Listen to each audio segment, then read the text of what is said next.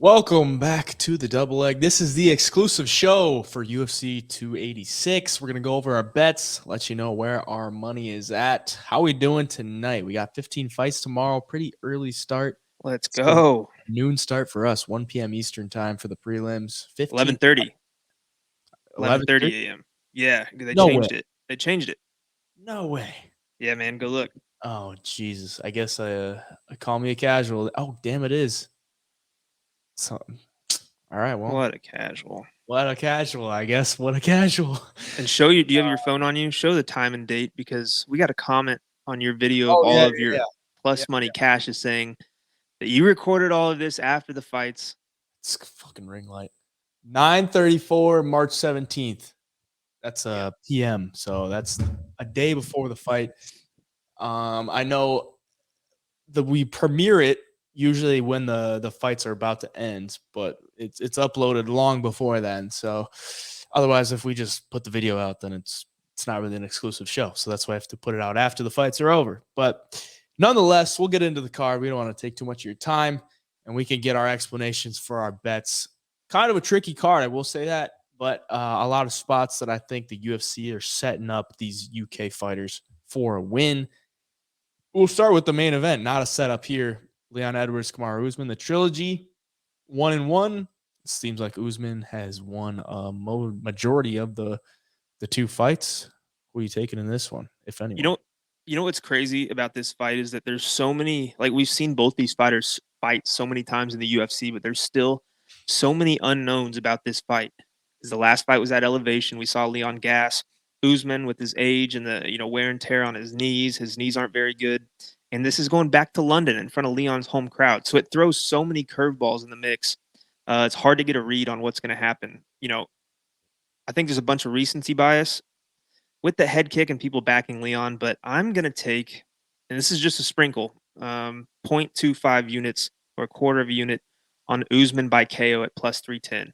Just because, I mean, he's got the power. He said he's feeling violent. I don't really put too much stock into that. All the guys say that stuff. But, Uh, I mean, if he lands one shot like he did against Masvidal or, put Colby out late in the fight, Leon takes shots in his fights, man. I mean, look what happened in the Nate Diaz fight. He's been rocked before. He gets tagged some, and as the fights goes on, if he starts losing, I know he won that last fight by a late, last minute head kick, but he's been kind of broken down at times, or he looks like he's you know ready just to get the fight over with at times. And I think if that happens here, Usman, with Trevor Whitman, wants this one back. He wants it back in a big way. So I'm sprinkling Usman KO here plus 310. yeah, I'm not too invested in this one. I went with Leon Edwards on the money line for a half. Yeah, a half unit at plus 220. And then I sprinkled a quarter of a unit on him by decision plus 525. The reasoning behind that, I think we get a different Leon Edwards in this fight than the first one. I think there's a lot more belief behind it. There's a lot more going in his favor, a lot of momentum. Momentum as a fighter is a very big thing. And for Usman, the age is obviously creeping up on him, the durability, as far as his injuries, how his health is, and pretty much if he has one foot out the door or not. And I just saw a stat today. It's what fighters that are 35 or older in title fights are 2-25 record. They hold a 2-25 record for title or challengers that are over 35 Hmm. between the flyweight and welterweight division. So Also, it's pretty good record. in immediate rematches, like if somebody loses their belt and gets the immediate rematch, the former champion is 3-11 in those immediate rematches. The last fighter being able to obtain their belt again was Amanda Nunez. So there's that too. But yeah, no, I get it. I love, you know, half these fights, like these big fights like this. I don't like having any stock on them. I just like to sit back and watch Yeah. because I'll be so mad one way or the other. But so I just like to sprinkle, a little KO prop on these too. Yeah. And as we've seen, anything can happen in any of these big fights like this. It's kind of hard to predict. You might have the right side, but you get a last minute head kick in there. Yeah, I think there's a lot of unknowns in this fight, so that's ultimately why I sided with the dog. And then Edwards by decision plus 525, I think is a lot because Yeah. that's how Leon won majority of his fights. So I think he could. He's only got to win three out of 5 rounds. We'll see if he can do it. Co-main event: Rafael Fiziev, Justin Gaethje. I'm gonna take Rafael Fiziev round 2 KO plus 650 for zero point 0.2 units. So really big or really small sprinkle there. And then Rafael Fiziev round 3 for plus 1,000.1 units on there. So another sprinkle, another one that I don't really want to get too involved in just because of it's a brawl. I don't really like the Gaethje side too much. There's a lot of value there. I didn't want to play it though because I think Fiziev wins, and I didn't want to play the chalk on Fiziev. But I do think if this fight goes later, Fiziev could take over because of that durability with Justin Gaethje. So I'm going to take Fiziev. It's round 2 or 3 KO there for a little sprinkle. That's all I got on that one. What about you? Yeah, I'm throwing half a unit on Justin Gaethje, and dude, this could be fight of the year. But and I could see a world where, I mean, Fiziev, being such a big favorite, probably should win this fight. But if you get a guy as dangerous as game and with as much heart as Justin Gaethje, I think that warrants to at least sprinkle on him if he's going to be near a 2-1 underdog. With the leg kicks, I'm banking on he comes in there with those leg kicks, beats the hell out of him in that first round, kind of takes a little pop out of Rafael Fiziev's striking, slows him down a little bit. And God, for the life of me, I just hope that Justin Gaethje gets a smither of fight IQ in this fight and tries to take it to the ground. If he's, rocked or, um, I don't know. I don't know. Yeah, I just hope he tries something a little bit different than he has in the past that's lost him fights. But man, Justin Gaethje has only been in there with the very, very top of this division. So Fiziev is making his way to the top right now, but there's a time you're going to fight Fiziev. Do it now while he hasn't seen as many killers as you. Gunnar Nelson, Brian Barberina. I really wanted to get to Brian Barberina at the plus Me too. money there. Ultimately, did not. I just don't really. You look at his record; like he hasn't really beaten any grappler ever, like Yeah. ever. And I don't think this one's going to be any different, especially on short notice. I think he took it on like 3 weeks' notice. Gunnar Nelson looks like he's in really good shape. He hasn't, he doesn't fight too often, but when he does, he usually shows up. And he's always on the UK cards. They love him there. I think they're kind of setting him up for a little win here as well. And I took him by sub plus 100. Obviously, the most likely outcome there for a half unit. And then a little sprinkle on him by round 3 sub plus 1,000 for point 0.1 units. I think Brian Barberina, he's been sub twice, once in the second round, once in the third round. I think he's good enough to withstand a couple attempts of it, but I think third round, if he's still alive, then Gunnar Nelson can cinch it up in the third round. What about you? Yeah, I think it's going to be a little tougher for Gunnar to get this thing to the ground. Even though Brian Barberina doesn't have the notoriously best takedown defense by any means, but at the same time, Gunnar is not exactly this explosive, ridiculous wrestler. So I do think Gunnar wins. Like you, I wanted to get to Brian Barberina at those big odds, but Brian Barberina's only been submitted twice in his career, I believe. One to RDA, who is a savage, obviously, and the other one, I couldn't even tell you without looking. So I think Gunnar wins it. I think he gets him on the ground at some point and just kind of tees off like he does when he gets your back. Sometimes he just sits there and hits you in the side of the head for minutes at a time. So I'm going to take Gunnar Nelson by decision plus 220 for a quarter of a unit. I almost went there. I almost took him by decision too. Yeah. I went with sub because he went to decision his last one out. So I'm like, I think he's gonna want to get that sub this time on a pay per view. Yeah. So Jennifer Maya, Casey O'Neill. This one. Who do you got in anything in this one? Yeah, I actually have a unit on Casey O'Neill because, I mean, Maya has only lost to, really good opponents lately, but they're kind of opposite trajectories, man. Casey O'Neill's on the way up, 9-0, has looked really good at times. Outside of that split decision with Roxanne, but at times in that fight, she looked really good. And then Jennifer Maya's older, and kind of coming back down. So yeah, man, I think Casey O'Neill is a good prospect. I think she should get this thing done. So I'm going to take her for a unit. I just have one of those feelings that Maya's not really going to be able to implement the game plan she's going to want to get this thing done. Yeah, I got Casey O'Neill in a parlay with Ludovic Klein plus 152 for a half a unit. Pretty much agree with everything you just said. I think she's a good prospect. She'll get it done in this spot. Jennifer Maya getting up there in age, but always durable and always game for 3 rounds. So we'll see how that one goes. I think it'll probably be somewhat of a close fight, but I think Casey O'Neill gets the win there. Marvin Vittori, Roman Dolidze. Um, this one was tough because I really wanted to take Dolidze at the dog money, but I ultimately just took him by sub at plus 600. I thought that was a really good price, considering he kind of got 2 submissions his last 2 times out, and not on the scorecards or not in the official results, but basically 2 submissions his last 2 times out.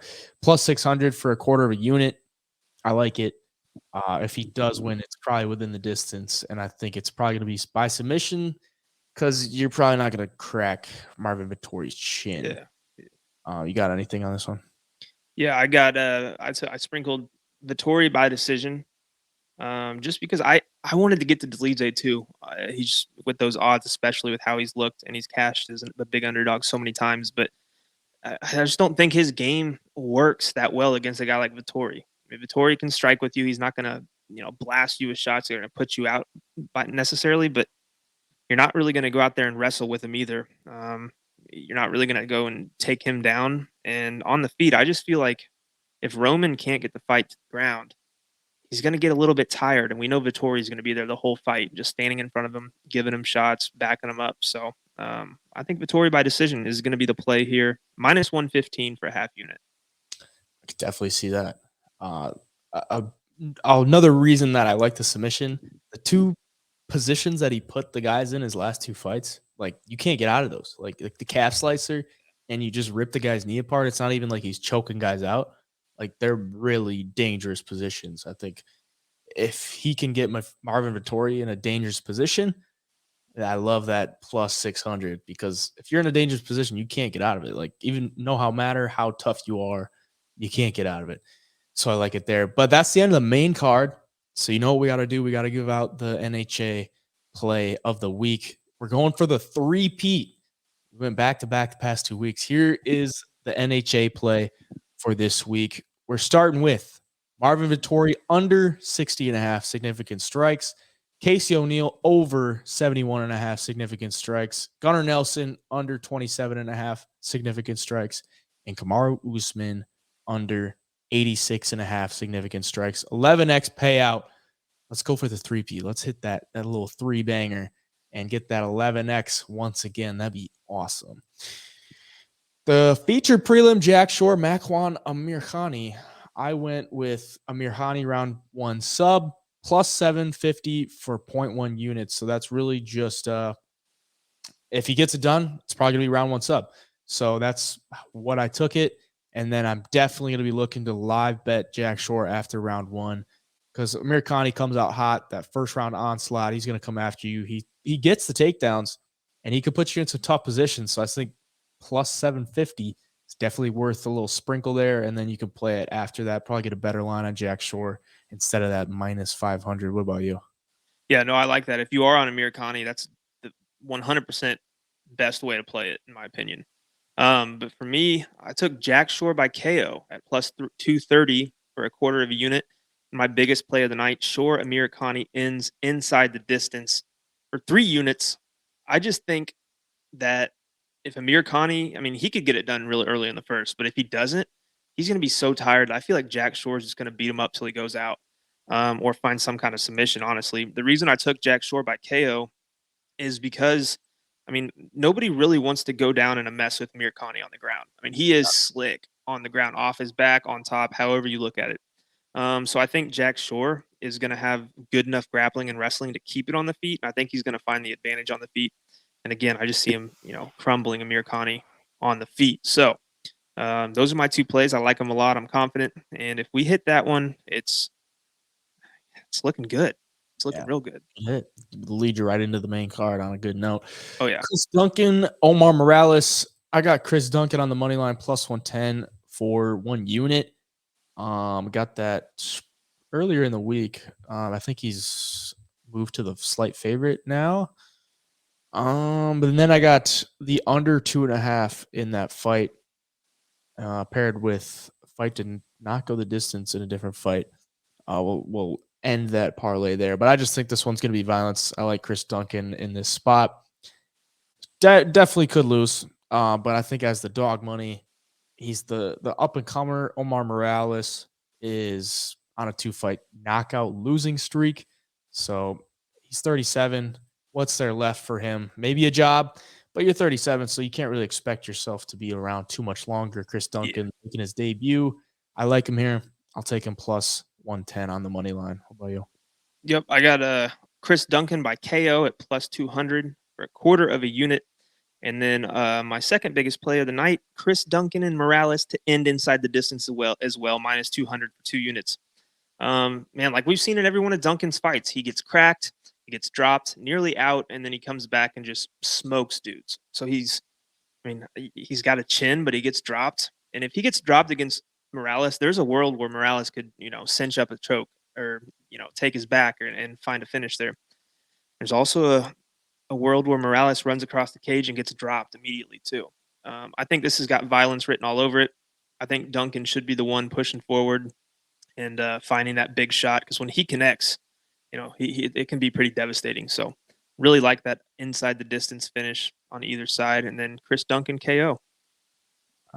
Sam Patterson, Yanal Ashmoose. Did you end up taking your boy Yanal Ashmoose? I did not. I did not because the more I thought about it, and the more I watched him, fight, that big height and reach advantage would make it really hard for Ashmos to get in close. And even if he does and goes for the takedowns, Patterson is really good with those front chokes. Mhm. I feel like Patterson would probably catch him in something like that. On the feet, man, Patterson's just annoying and brutal to watch on the feet sometimes, in my opinion. So there's a chance that, while Ashmos is rushing in, he could get the KO, but not confident on anything in that fight. I took Sam Patterson by sub at plus 260 for a quarter of a unit. Yeah. Because I mean he's been dealing with these kind of guys for a while. He's had some good fights in Brave cage fighting, which is a pretty good promotion, and he's gotten a couple submissions there, and then he had a submission on Contender Series. He's got those long arms, and guys that want to wrestle him, you kind of have to. I mean, he's 6'3". If you want to wrestle him, you're gonna have to be aware of those long arms, and he cinches it up pretty good. So I like that there for some pretty good plus money. And then I got him on the money line in a parlay with Juliana Miller minus 139 for 0.7 units. I just think he's getting set up again to get a win here. Yeah. And if he loses, man, it's completely on him. Like you're getting a guy that fought on the PFL Challenger Series and he didn't get a contract with PFL. So we all know UFC is pretty much the best of the best. If you can't get a contract to PFL, why would the UFC give you a contract? Well, maybe because they need a little step in here for a guy that is a good prospect, 6'3", very marketable Englishman. So I think he gets a win. Makayev, Jafel Filio. I went with the squarest play of the week, Muhammad Makayev by sub at even money for a half a unit. I didn't want to get too invested in it. I do think he probably goes out here. He wants to go on this streak, so I think he probably wants to get some quick finishes and move his way up the rankings very quickly. So I took him by sub just for a half unit. But if he starts getting in trouble, I could see him just hanging on and getting a decision win. So I'll take him by sub plus 100. What about you? Nothing. Nothing. You know how I feel about Makayev. Fair enough. I don't like him. Not even enough to take him by decision. No, not with that injury. Not with. I just think he's arrogant. He's cocky for no reason. He's beating dudes that are, Yeah. Malcolm Gordon. You know what I'm saying? And dude, he was 20 seconds away from being finished in that Malcolm Gordon fight too. But with the shoulder injury, I just think there's a world where he looks like TJ Dillashaw. He comes out, shoulder pops out of place, can't go on, fight's over, and he loses everybody money. So yeah, I stayed away. It'd be wild. That would be absolutely a terrible way to start the prelims for all the Englishmen. Lerone Murphy undefeated, taking on Gabriel Santos undefeated. I have nothing on this fight because I couldn't get an edge in this one, but I could see Santos with an upset. Did you have anything on this one? I've been forgetting to list my parlays, but I snuck somebody in a parlay here, and this one is kind of just a long shot, hoping we get one underdog and other guys to win. And it's Gunnar Nelson, Hadley, Jack Shore, and a Gabriel Santos upset win over Lerone Murphy. Just because the line doesn't make sense, man. The public is on Lerone Murphy heavy, um, and Santos is a killer on the ground at any level. I mean, you watch him, you can tell. So yeah, man, I'm just taking a chance on him. Real small play, 0.25 units. Parlay would play plus 353. Pretty good money there. Christian Leroy Duncan taking on Dusko Todorovic. I got Leroy Duncan by KO minus 120 for 0.6 units to return. A half a unit. I think he wins this one. Todorovic, his wins in the UFC are pretty cheeks. And I think Leroy Duncan he's all of his fights in his pro career have taken place in Cage Warriors. So he's been fighting not the best, the elite of the elite, but Cage Warrior is a good promotion. I think he's good enough to get a win here in his debut. He's had a ton of amateur fights as well. So I think he's primed to get a finish here. Both guys very, very violent dudes and a lot of spinning attacks from Leroy Duncan. I could see a little highlight finish here. How about you? No, I'm on the same side. Yeah, I agree. I took him by KO as well for a half a unit. I've also got him in another parlay that is Chris Leroy Duncan, Jack Shore, and Juliana Miller. All right. I like plus it. 117 for like it. 3/4 of a unit. Jake Hadley, Malcolm Gordon, biggest play on the card for me. I got the under 2.5 in this one, minus 165 for 1.65 units. Both guys are I mean, it's flyweights. Gordon missed weight, so maybe that throws it off. But both guys super violent. Both guys very active. Both guys want to look for the finish always. And I think it happens. And I think it happens fairly early. The over-under was set at like 1.5 earlier in the week. I don't remember the line, but I think under 2.5 is a pretty safe bet. And what I saw from fight to go the distance to 2.5, there was a pretty big jump, and I'm like, I might as well just take the under 2.5 and get the better value. Hopefully that one cashes. I like it. But you never know with these things.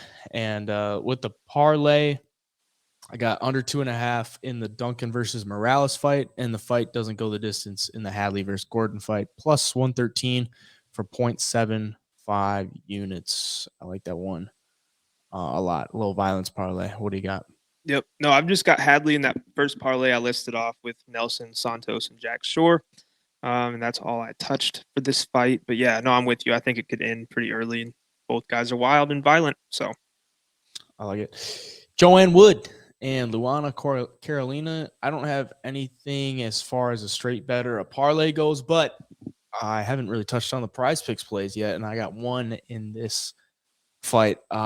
So the first prize picks parlay power play, I got two of them this week because I didn't really like too many of the straight bets, so I went with two prize picks plays. We've been doing pretty well on those. First one, over 70.5 significant strikes for Joanne Wood and under 9.5 or 9.75 fight time for Omar Morales. The significant strikes, Joanne Wood averages like a shit ton of, I don't remember the exact, and I don't have it up right now, but she puts up a lot of volume, and this fight is to go the distance is like minus 300 or something like that. So I think she gets it done pretty fairly. I think she could get it done in like 2 rounds. She puts up usually 40, 45 if it's a standing round. And that Luana Carolina is not going to take her down. The only way that this goes wrong, if Joanne Wood finishes her, or if Joanne Wood just decides to grapple her. I think if this stays on the feet, should hit in like 2 rounds. And then the under 9.75 fight time, Omar Morales. The fight to not complete 2 rounds, which would be 10 minutes, is like minus 160, somewhere around there. So good value on the price. Talked about the violence earlier. I like that one. And then the second one, we got, or I'll save the second one because it involves a fighter on a fight we haven't talked about yet. But that's the first Prize Picks power play. That's all I got on that one. What about you? Yeah, no, I took JoJo Wood for 1 unit on the money line just because the volume. I think she should be the better fighter. I don't think Carolina's that, you know, good at all. I think JoJo Wood with the experience, who she's fought, she's got more tools in her arsenal, and I just think she's going to be a little bit too much to handle with that pressure and with that volume. And if I could get her under minus 200, I thought that was going to be a good play. So I took her 1 unit. Jai Herbert, Ludovic Klein. You switched over to the dark side. I did. Jai Herbert, but I got Ludovic Klein inside the distance plus 110 for half unit, and Klein by sub plus 600 for 0.2 units. So no little sprinkle on a submission prop there. I got a lot of those this week, but I think with the height disadvantage, he'll probably look to get in close and use that wrestling. He showed some pretty good ground game in his last fight against Mason Jones. I think he could go back to that in this one. And then I got him in a parlay with the Casey O'Neill that I talked a little bit about earlier. Ludovic Klein, Casey O'Neill plus 152 for a half unit. I think that's a pretty solid play there. What do you got? Yeah, I got a 3/4 of a unit on Jai Herbert at plus 168, and I just thought for the odds, being in front of his home crowd, with the fighting at range, being a guy who's 4 inches taller than Klein, who's got a 5 or 6 inch reach advantage on Klein. I think it's going to be harder for Klein to close the distance and even get in close, or at least I'm banking on it. Herbert's not. I mean, he can get taken down, but he's so athletic at times too that a lot of times if you do get that takedown, he might roll over on top of you or work back up to his feet. He is long and he uses his limbs pretty well. And if he fights Klein at distance and doesn't let Klein get close, I mean, it's going to be a lot of head kicks, a lot of body kicks. He's going to kind of wear him down and use that kickboxing to his advantage. And being in front of that home crowd is going to go one or two ways. It's going to be too much pressure. He's going to be timid and he's going to look really bad. Or he comes out there, uses the energy, and lands that head kick he landed on Ilya Tapiria and puts Klein out. So we're going Jai Herbert this one. I think you're putting a lot of faith in those London fans because this is the second fight on the card. You think they're going to be roaring on the second fight of the card? Yeah, dude. The UFC doesn't come to London very often. So, whoever bought tickets is going to be there when the gate opens. I could see it. I think the last March card, they were there pretty damn early and pretty loud. So we'll see. I would be. We'll see. But that was the first one back after like 2 or 3 years away. Right. So That's correct. we will see. The first fight of the night, though, Juliana Miller and Veronica Hardy. Here's the second Prize Picks power play. We got over 42.5 significant strikes for Juliana Miller and under 26 and under 26.5 significant strikes for Muhammad Makayev. I think Juliana Miller can put a pace on her on the feet. Veronica is hittable, very, very hittable on the feet. And I think if they get to the ground, Juliana Miller can use that ground and pound. She's usually pretty good about that. But I think she's going to be better on the feet, whether or not she chooses to keep it there. Probably the better grappler as well. But I could see with this being her first time with a crowd, maybe the game plan goes out of the way and she goes for those strikes. She hit it in her tough finale fight, and that was mostly grappling affair. So I think she can get it done there. And then Muhammad Makayev under 26.5 significant strikes. He only averages like 1.5 significant strikes per minute. I could see this one not lasting too long. And I could see if he's in some trouble just using that grappling and holding on to him. When he's on the ground, he doesn't really use the ground and pound too much. He's really just looking to get better positions with the submissions. So I think the under on strikes there is solid. And then I got Juliana Miller by KO plus 450 for 0.2 units. I think that's pretty solid value play there. And then I got her, Juliana Miller, and Sam Patterson for minus 139.7 units. I think I said that one already, but I'll say it again just in case. What do you got on this one? Yeah, I'm on the same side as you, man. I think Juliana Miller is just going to be too much. That length, the reach, boxing, all of it. She's got a way bigger ceiling too. Like with Hardy, I imagine they called her and was like, "Hey, we're gonna have a card in London. Would you by chance want to open it up and fight on this card? I know you only train like once a week nowadays. You got everything else going outside the octagon, but how about we get you a paycheck and get you back in there for one last hurrah?" And Dan Hardy, talks her into it. That's how I see that going. I don't think Veronica Hardy is Hardy a probably UFC fighter anymore. Huh? Dan Hardy probably signed her up for it. She was probably Yeah, dude. Yeah, I just don't think Veronica Hardy is like a UFC fighter anymore. I don't know. And I think Juliana Miller, this is she wants this. She wants to be a fighter. She wants to make a name for herself, and this is the fight she's gonna, kick off her official UFC debut with. I got her in a parlay that I named off with Jack Shore and Chris Leroy Duncan, and I've also got Miller inside the distance. Like you, I think she's gonna use the boxing. She's gonna use the ground and pound when the fight goes there. I think you see a little bit of everything out of Miller in this fight. I like it. That's it for the card. 15 fights. Looking forward to it. We will have a lot of answers after the end of the night as far as what's going on with the welterweight division, the lightweight division, and a lot of futures for these young and up and comers in the UFC. But thank you guys for watching. If you're watching this before the fights, good luck. If you're watching this after, hopefully we hit a bunch of good plays for you. Thank you for all the support. If you're watching this, leave a subscription down below. Drop a like. And until then, we will catch you in a recap video of UFC 286, the double leg. Signing out.